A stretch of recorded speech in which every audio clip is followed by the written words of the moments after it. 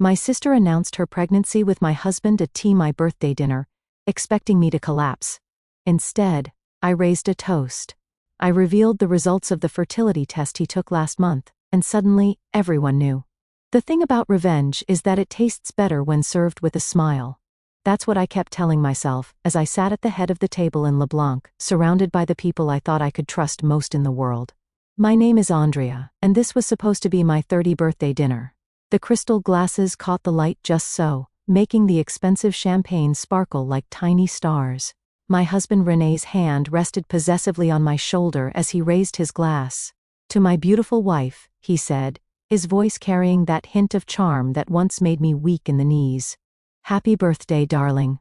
My sister Rose shifted in her seat, her perfectly manicured fingers fidgeting with her water glass.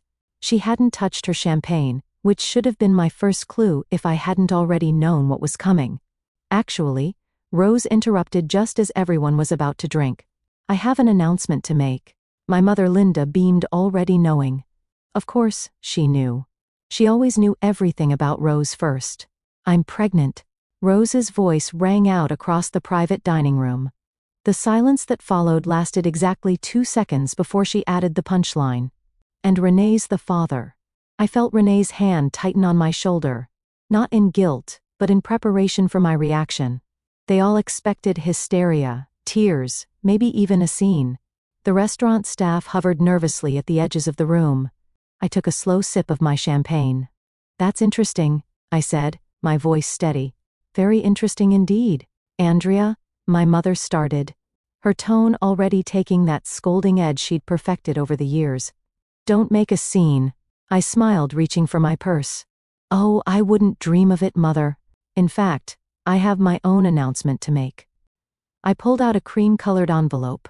"You see, I've been wondering why René and I couldn't conceive for the past 3 years." Rose's triumphant smile faltered slightly. René's hand left my shoulder. "Andrea, this isn't the time," he said quietly, warning in his voice. "Actually, it's the perfect time." I unfolded the medical report with careful precision, because according to Dr. Matthews at the fertility clinic, my dear husband has what they call azoospermia. 0 sperm count. I looked directly at Rose. In layman's terms, he's completely infertile. The sound of Mary's fork clattering against her plate echoed through the room. Rose's face drained of color so quickly, I thought she might faint. That's impossible," she stammered. "The test must be wrong." "That's what I thought too," I said, pulling out a second envelope. So I had him tested again. Different clinic, different doctor, same result. I smiled at René, who had gone completely still beside me. "Would you like to see the dates, darling?" Both tests were from last month. "You had me tested without my knowledge?" René's voice shook with anger. "Oh, like you've been so honest with me?" I turned to face him fully. 3 years of trying. 3 years of you telling me maybe I was the problem. 3 years of watching you comfort my sister through her visits while I cried myself to sleep. Linda stood up abruptly. "This is absolutely inappropriate." "No, Mother. What's inappropriate is your precious Rose fucking my husband, and then trying to pass off someone else's baby as his." I stood up, gathering my purse. "So here's what's going to happen. I'm going to walk out of here with my dignity intact. And you too," I look between Rose and René, "can figure out how to explain to everyone why you lied. That test." René grabbed my arm as I turned to leave. "It was wrong, wasn't it?" I leaned in close enough to smell his cologne, the same cologne I'd smelled on Rose's jacket last month. "Oh no, darling." I double-checked. Twice. I pulled my arm free, and I have so much more proof where that came from. As I walked toward the door, Rose's voice cracked behind me. "Andrea, wait. I can explain." I paused at the doorway, turning back one last time.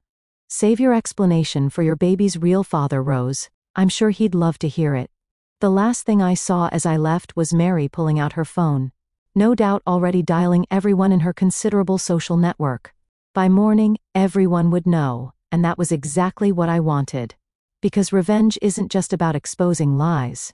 It's about watching them scramble to piece together a truth they can't possibly explain. And I was just getting started. 6 weeks earlier, I was sitting in my home office when the first real evidence landed in my lap. Not the subtle signs I'd been ignoring, the lingering hugs, the inside jokes, the way Rose's visits always coincided with Renee's work-from-home days. No. This was an actual email accidentally left open on our shared iPad. "We need to be more careful," Rose had written. "A is getting suspicious." I stared at those words until they burned into my retinas. A, not Andrea, not sister, just A, like I was some obstacle to be managed. The next morning, I called Angela. "I need you to meet me for coffee," I said, "and I need you to not ask questions until we're face to face." 20 minutes later, we sat in a corner booth at Cafe Luna away from prying ears. "Show me again," Angela said, squinting at the email on my phone. This could mean anything, right? Look at the timestamp. 11:47 p.m. Why is my sister emailing my husband at midnight? Angela's face hardened. "What are you gonna do?" "First, I'm going to visit Dr. Matthews." I stirred my untouched coffee. Remember how Renee insisted on handling all the fertility appointments? How he always came back with vague explanations about keeping trying? You think he was lying about the results? I think I'm done letting other people tell me what's true. Dr. Matthews' office was exactly as I remembered, sterile, professional, with that faint smell of antiseptic that all medical offices share. The receptionist recognized me immediately. "Mrs. Jensen, we haven't seen you in months. I need copies of all our test results," I said. "Everything you have on file for both me and my husband." She hesitated. "Usually, Mr. Jensen handles all the paperwork." "I'm aware. But as his wife and patient, I have a legal right to access our medical records." I smiled, channeling Rose's sweet manipulation tactics. Unless there's some reason I shouldn't see them 15 minutes later, I sat in my car, hands shaking as I read through the files. My results were normal, had always been normal. But Renee's, there were no results, no tests, nothing. He never took them, I told Angela later that day. 3 years of trying, and he never once got tested. "That bastard," Angela whispered. "But why?" "Control," I said simply. As long as we were trying, he had an excuse for everything. My depression, just hormone treatments. My suspicions, baby stress. My isolation, doctor's orders to avoid stress. I pulled out my planner, the one Renee always teased me about keeping instead of using my phone. So I made an appointment, told him it was a romantic dinner, had him drink champagne laced with sleeping pills. Angela's eyes widened. "Andrea, don't worry. Perfectly safe dose. Just enough to make him sleep deeply while the clinic ran their tests." That's when I got the first results. And the second test, same method, different clinic. I needed to be sure. I closed my planner, but that's not even the interesting part. Last week, I saw Rose at the same fertility clinic. She was leaving just as I arrived for the second test results. Angela leaned forward. "You think she's actually pregnant?" "Oh, I know she is. She's been avoiding wine at family dinners, making excuses about antibiotics." I pulled out my phone showing Angela a series of photos. "She's also been meeting someone, not Renee." The photo showed Rose outside a cafe, then getting into a car. The driver's face was clear in one shot, a handsome man with dark hair. "His name is Ricky," I said. "Her ex from college. I found him on social media. They've been liking each other's posts for months. So the baby might not be Renee's at all. She's probably using their affair to trap him. Make him leave me." I laughed, but there was no humor in it. The irony is, she doesn't know he can't father children. He's been lying to her too. Angela reached across the table, squeezing my hand. "What's your plan?" I pulled out an invitation, cream-colored, elegant. "My birthday dinner. I'm going to let them make their grand announcement. Let them think they've won." My voice was steady, cold, "and then I'm going to destroy everything they thought they knew." "Andrea," Angela said softly, "this isn't just revenge. This is nuclear." I met her eyes. "They didn't just betray me, Angela. They made me doubt my sanity, my worth, my ability to be a mother." I tucked the invitation back into my bag. "I don't just want revenge. I want implications, destruction, accountability. And after?" "After?" I smiled, thinking of the apartment I'd already leased, the lawyer I'd contacted, the evidence I'd gathered. "After, I'm going to build a life so good they'll choke on the ashes of what they lost." The restaurant erupted into chaos after I left. Through the glass doors, I heard Rose's shrill voice. She's lying. She has to be lying. I made it halfway to my car before Mary caught up with me, her heels clicking rapidly on the pavement. Andrea, wait. She grabbed my elbow, her voice low. I always thought something was off about Rose. The way she'd hang around Rene's office parties. Always touching his arm, laughing too loud at his jokes. You knew? I suspected, but I didn't want to see it. Mary glanced back at the restaurant. What are you gonna do now? Now? I'm going home to pack a bag. When I pulled into our driveway, Rene's car was already there. I found him pacing in the kitchen, phone in hand. Where have you been? I've called you 6 times. I walked past him to the bedroom, pulling out the suitcase I'd hidden in the back of my closet weeks ago. Andrea, stop. We need to talk about this. He followed me, hovering in the doorway. That test. There must be some mistake. We can get another opinion. 3 years, I said, not looking at him as I packed. 3 years of watching me blame myself, take medications, go to therapy, all while you were fucking my sister. It wasn't like that. Then what was it like? I finally turned to face him. Explain it to me, Rene. Explain how you could watch me cry every month when my period came, knowing you couldn't get me pregnant even if you wanted to. His phone buzzed. Rose's face flashed on the screen. You should answer that, I said, zipping up my suitcase. Sounds like your girlfriend needs you. Where are you going? Away from you. My phone vibrated as I drove. Rose had sent a series of messages. We need to stick to our story. She's bluffing. Answer me. You're ruining everything. I turned off my phone and drove to Angela's house. She was waiting on her porch with a bottle of wine and 2 glasses. Mary called, she said as I sat down. Apparently, Rose had a complete meltdown after you left. Started screaming about how you've always been jealous of her. I took a long sip of wine. Remember 2 months ago when I said I saw Rose at the fertility clinic? Yeah. I did more than just see her. I pulled out my phone and opened a photo. I followed her inside. The image showed Rose talking to a nurse, her hand resting on her still flat stomach. She was there for a prenatal appointment, I said. But get this, she used her old insurance card, the one from when she was still with Ricky. Angela's eyes widened. Her ex? The same ex she's been secretly meeting for coffee. I showed her another photo, Rose and Ricky outside a cafe, his hand on her lower back. I found his profile. He's been posting cryptic messages about second chances and unexpected blessings. Holy shit. Angela grabbed her laptop. Let me look him up. While she typed, my phone lit up with a text from Mary. Rene's telling everyone you're having a mental breakdown. Rose is backing him up. Found him. Angela turned the screen toward me. Look at his social media. There it was. A hidden folder on Ricky's profile. Photos of him and Rose from various dates over the past few months, carefully untagged, but not deleted. The timestamps, Angela pointed out. These are from right around when she would have gotten pregnant. My phone buzzed again. This time it was my mother. Andrea, she said when I answered, her voice tight with anger. What you did tonight was unforgivable. What I did? What about what Rose did? She's your sister, and now she's carrying your husband's child. I cut her off with a laugh. No, mother. She's carrying someone else's child and trying to pass it off as Rene's. But don't worry. I'm sure that won't affect her status as your perfect daughter. You've always been jealous of her. No, I said quietly. I've always been your scapegoat, but not anymore. I hung up as Angela discovered something else. A comment Ricky had left on one of Rose's photos from a holiday party 4 months ago. Best night of my life. Andrea? Angela said slowly. You need to talk to him. I nodded, already composing an email. Oh, I plan to. But first I need to make a few calls, starting with Rene's company. What are you going to tell them? I smiled, thinking of the financial documents I discovered while searching for evidence of the affair.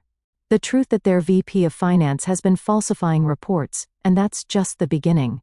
Because revenge isn't just about exposing lies. It's about pulling every thread until the whole tapestry unravels. I met Ricky at a quiet coffee shop downtown, far from my usual haunts. He was already there when I arrived, fidgeting with a paper cup, looking exactly like his photos, handsome in that boy next door way that Rose had always preferred. Thanks for meeting me, I said, sliding into the seat across from him. I'm Andrea, Rose's sister. He wouldn't meet my eyes. Look, I'm not sure what this is about. I think you know exactly what this is about. I placed my phone on the table, screen up, showing a photo of him and Rose outside the fertility clinic. 4 months ago, holiday party at the Grand? Ring any bells? His face paled. She said she was single. Of course, she did. I took a sip of my coffee. She's pregnant, Ricky, and she's trying to pass it off as my husband's baby. He knocked over his cup, coffee spilling across the table. She's what? Pregnant. About 4 months along, I'd say. Interesting timing. Wouldn't you agree? Ricky grabbed napkins, mopping up the spill with shaking hands. We used protection. She said she was on birth control. Rose has always been creative with the truth. I pulled out a document. I need you to sign this. What is it? Consent for a paternity test, just in case. He stared at the paper for a long moment. If I sign this, Rose will know I talked to you. Rose is already going to lose everything, I said quietly. The question is, do you want to know the truth? He signed. Meanwhile, across town, René's carefully constructed world was crumbling. His assistant forwarded me an email chain. His colleagues were avoiding him. His boss was reconsidering his position, and the board had called an emergency meeting. I'd sent them an anonymous tip about the falsified reports, along with copies of his fertility tests and a carefully worded suggestion about trustworthiness. My phone buzzed with a text from Angela. Rose just showed up at your mom's house. Full waterworks. I drove there, parking across the street. Through the living room window, I could see Rose sobbing on the couch, my mother patting her hand, the perfect victim as always. I walked in without knocking. How dare you? Rose sprang up, mascara streaking her cheeks. You're trying to ruin my life. You ruined your own life, I said calmly. I'm just exposing the truth. Truth? My mother stood up. The truth is, you're trying to hurt your sister because you couldn't keep your husband happy. Really, Mother? That's your take? That I somehow forced Rose to sleep with my husband? You were always so cold, Linda spat. So focused on your career. What did you expect? I laughed. The sound sharp and bitter. I expected my sister not to be a whore. I expected my husband not to be a liar. I expected my mother to have a spine. Get out! Rose screamed. Get out of my house. Your house? I raised an eyebrow. You mean the house René bought for Mom using money he embezzled from his company? That house. The color drained from both their faces. What are you talking about? Linda whispered. Oh, you didn't know. René's been cooking the books for years, using company money to fund his little projects, including this house. I smiled. The board is meeting right now to discuss it. My phone pinged. An email from the testing facility. Paternity result, match confirmed. Ricky Bowen. Perfect timing, I said, opening the attachment. Would you like to know who really got you pregnant, Rose? She lunged for my phone, but I held it out of reach. Don't worry. Everyone will know soon enough. I'm sure Ricky will be thrilled to hear he's going to be a father. You bitch. Rose swung at me, but I stepped back. You're lying. Like you lied about the baby being René's? Like you lied about being on birth control with Ricky? Like you've been lying your entire life? Linda grabbed my arm. Stop this. Stop it right now. I pulled free. No, Mother. I'm done stopping. I'm done being quiet. I'm done watching Rose destroy everything she touches while you clean up her messes. I'll deny it, Rose said, her voice shaking. No one will believe you. They already do. I headed for the door, pausing in the doorway. By the way, René's company just called. They're freezing all his assets, including this house. You might want to start packing. As I walked to my car, I could hear Rose's screams through the open window. But for the first time in my life, they didn't make me feel guilty. They made me feel free. The family brunch was my idea. I sent out a group text suggesting we all meet to talk things through civilly. Angela thought I was crazy, but she didn't see my smile when everyone agreed. I chose the country club, neutral territory with plenty of witnesses. More importantly, it had an excellent audio-visual system for presentations. Rose arrived first wearing a flowing dress that highlighted her small baby bump. She'd clearly been crying, but her chin was lifted in defiance. I'm only here because Mom insisted, she said, sliding into her seat. Of course you are. I smiled watching the others file in. My mother, Mary, Renee, even a few extended family members who'd heard about the drama. Andrea, Renee started, can we talk privately first? Oh, no, darling. Everything I have to say, I'll say in front of everyone. Once everyone was seated, I stood up, smoothing my dress. I want to apologize for my behavior at my birthday dinner. Rose's face lit up with vindication. My mother nodded approvingly. I shouldn't have exposed your lies so abruptly, I continued. I should have been more thorough. Before anyone could respond, I pulled out a remote and clicked it. The club's large TV screen flickered to life. What is this? Rose demanded. This, I said, is the paternity test results I received yesterday. The document appeared on screen highlighting the match between Ricky and Rose's unborn child. Congratulations, sister. Ricky's going to be a daddy. The room erupted. Rose jumped up, knocking over her water glass. You can't do this. I already did. I clicked again. Photos of Rose and Ricky appeared. Their secret meetings, the fertility clinic visits, the holiday party. You remember Ricky, don't you, Renee? Rose's ex who she was sleeping with while trying to trap you. Renee stood up so fast his chair fell backward. You told me he was out of the picture. She tells everyone what they want to hear, I said calmly. Just like you told me I was the reason we couldn't have children. Andrea, stop this immediately. My mother's voice shook with rage. Why? Because it's embarrassing? Because it ruins your perfect image of your perfect daughter? I clicked again. Bank statements appeared on screen. Speaking of ruined images, let's talk about how Renee paid for your house, Mother. Linda went pale. What? Company funds, I explained. Embezzled, of course, along with the money he's been funneling to Rose for her pregnancy needs. Though I suppose sleeping with 2 men at once can get expensive. Rose lunged at me, but Mary caught her arm. Don't, Mary warned. You've done enough damage. Me? Rose screamed. She's the one destroying everything. No, Rose. You destroyed everything the moment you thought you could take what was mine. I turned to Renee. By the way, your company's legal team wants to meet with me tomorrow. Something about being a material witness? Renee sank into his chair, head in his hands. His carefully constructed world was crashing down around him. You've lost your mind, my mother said, but her voice wavered. Actually, I finally found it. I clicked one last time. A video began playing. Rose and Renee in his office, planning how to tell me about the pregnancy, planning how to break me. How did you get that? Renee demanded. You really should change your email password, darling, and check your office for recording devices. I gathered my purse. Oh, and Rose? Ricky's lawyer will be contacting you. Something about fraud and emotional damages. I'll deny everything, she hissed. With what proof? The paternity test is legally binding. The financial records are clear. The video speaks for itself. I smiled. But please, try to deny it. I'm sure the media would love to hear your side. The media? Rose's voice cracked. Did I forget to mention?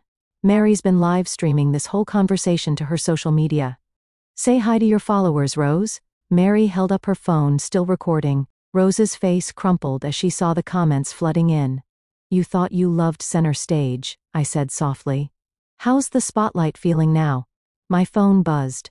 Renee's company calling again. I answered on speaker. Mrs. Jensen, this is Howard from legal. We need to discuss some irregularities in your husband's financial documentation. Of course, I said, watching Renee's face drain of color. I'll bring everything I have to our meeting tomorrow. I hung up and faced my shattered family one last time. I'd love to stay and chat, but I have a meeting with my lawyer. Divorce papers don't file themselves. As I walked out, I heard Rose collapse into sobs, my mother's frantic attempts to comfort her, and Mary's quiet voice still narrating to her followers. But I didn't look back. I didn't need to. The truth was finally out, and it was more devastating than any lie they could have told. My mother showed up at my temporary apartment the next day, uninvited and unannounced. She looked older than I'd ever seen her, the weight of scandal aging her overnight. We need to talk about what you've done, she said, pushing past me into the living room. What I've done? I closed the door quietly. Not what Rose did? Not what Renee did? I always feared you'd inherit your father's coldness. She sat down, smoothing her skirt with trembling hands. This calculated revenge, it's exactly what he would have done. Don't you dare compare me to him. I remained standing. He abandoned us. I'm protecting myself.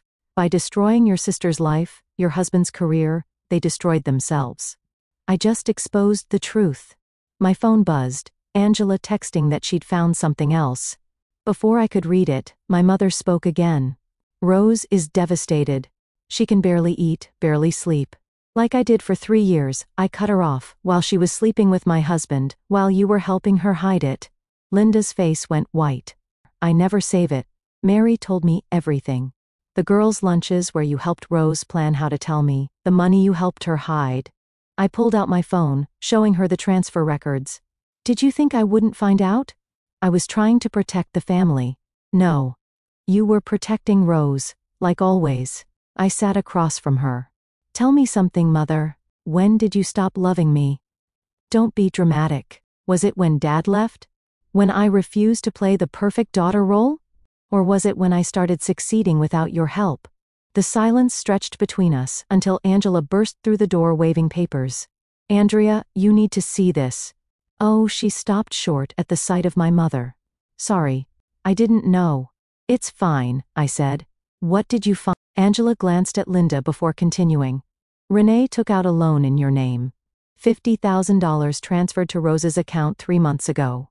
My mother's sharp intake of breath confirmed what I'd suspected. You knew about this too, didn't you? Rose needed help, Linda whispered.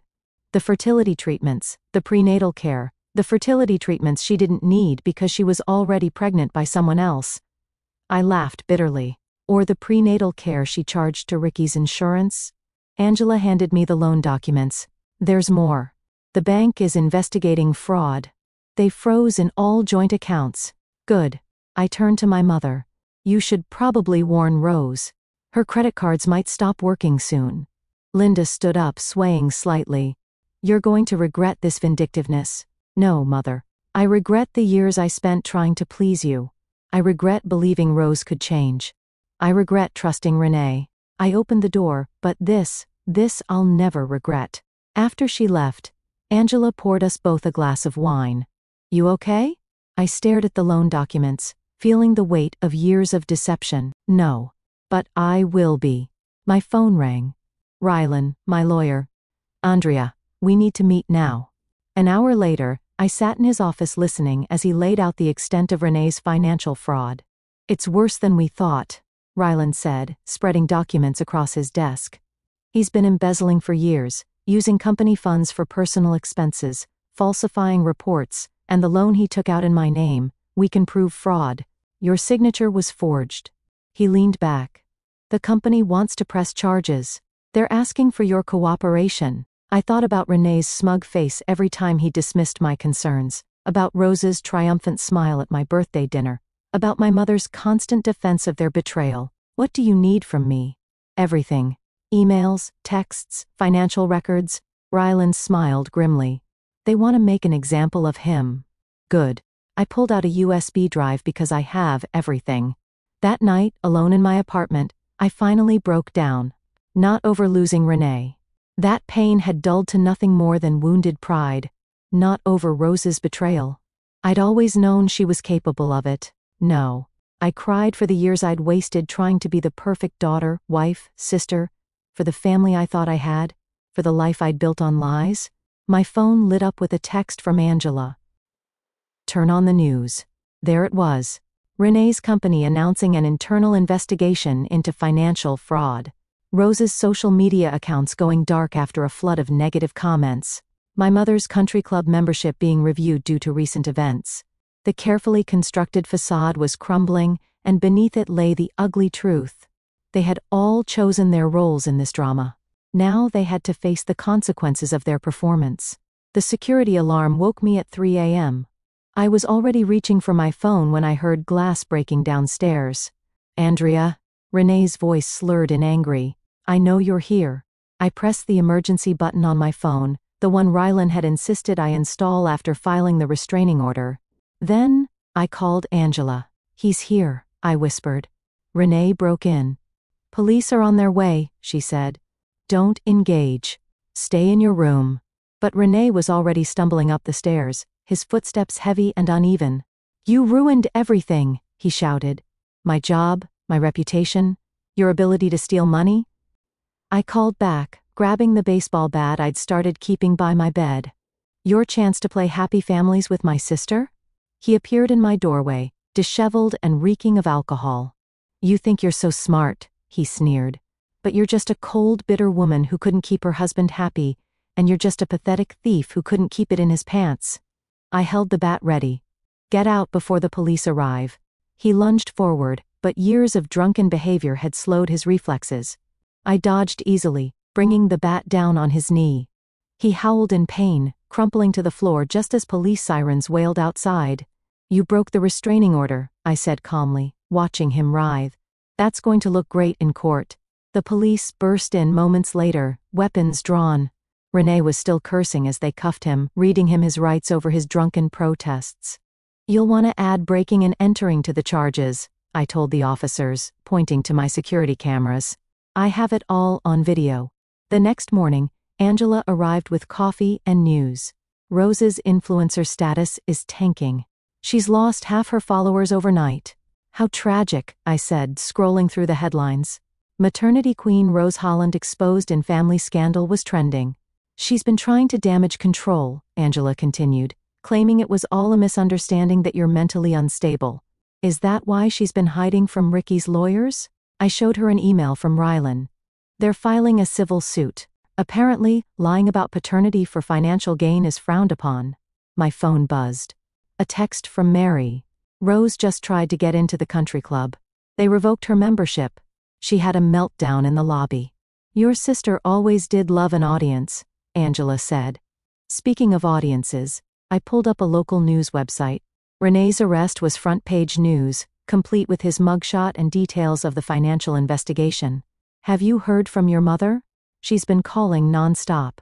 I showed her my blocked calls list. Probably wants me to drop the charges against René. Save the family name. Some family? I decided to end this chapter where it began. At the cafe where I'd first seen Rose meeting Ricky. She was already there when I arrived, looking smaller somehow, her designer clothes replaced with plain maternity wear. Come to gloat? She asked as I sat down. No. I came to give you this. I handed her a gift bag. She opened it cautiously, pulling out a pacifier wrapped in newspaper clippings about her scandal. Her face crumpled. Why are you doing this to me? Because you need to understand something, Rose. I leaned forward. This isn't about revenge anymore. It's about consequences. Every choice you made, every lie you told led to this moment. I never meant yes. You did. You meant to steal my husband. You meant to pass off another man's child as his. You meant to destroy my life. I stood up. But here's the thing about destruction, Rose. Sometimes it rebounds. I hate you, she whispered, tears streaming down her face. No. You hate yourself, and that's not my problem anymore. I dropped a manila envelope on the table. By the way, Ricky's lawyers asked me to give you this. They're seeking full custody once the baby's born. Her sob followed me out of the cafe. But I didn't look back. I didn't need to see her pain to know it was real. My phone buzzed one last time. A message from Rylan. René's pleading guilty to all charges. The company wants to settle. 7 figures. I smiled, thinking of the new life waiting for me. The freedom I'd fought for. The peace I'd finally found. Because sometimes the best revenge isn't just exposing the truth. It's watching karma do its work while you walk away clean. The moving truck pulled away from my new apartment, leaving me alone in a space that was finally completely mine. Sunlight streamed through floor-to-ceiling windows, warming the hardwood floors. No traces of René. No echoes of Rose. Just peace. My phone buzzed. Angela arriving with housewarming wine. This place is gorgeous, she said, taking in the view of the city. How does it feel? Like freedom. I uncorked the bottle. Did you see the news about René's sentencing? 8 years seems light considering what he stole. The money wasn't the point. I handed her a glass. It was the lies, the manipulation, the way he made me doubt myself for years. Speaking of manipulation, Angela pulled out her phone. Rose had her baby yesterday. I know. Ricky's lawyer called me. I smiled. DNA test was done immediately. He's filing for full custody, given her unstable behavior and history of fraud. Your mother must be thrilled. Wouldn't know. Haven't spoken to her since she tried to bribe me to drop the charges against Renee. I sat on my new couch, running my hand over the soft fabric. She chose her side. Now she can live with it. The doorbell rang. Mary, carrying a plant in a thick envelope. Thought you might want to see this, she said, handing me the envelope. Renee's sister sent it. She found these while cleaning out his office. Inside were photos.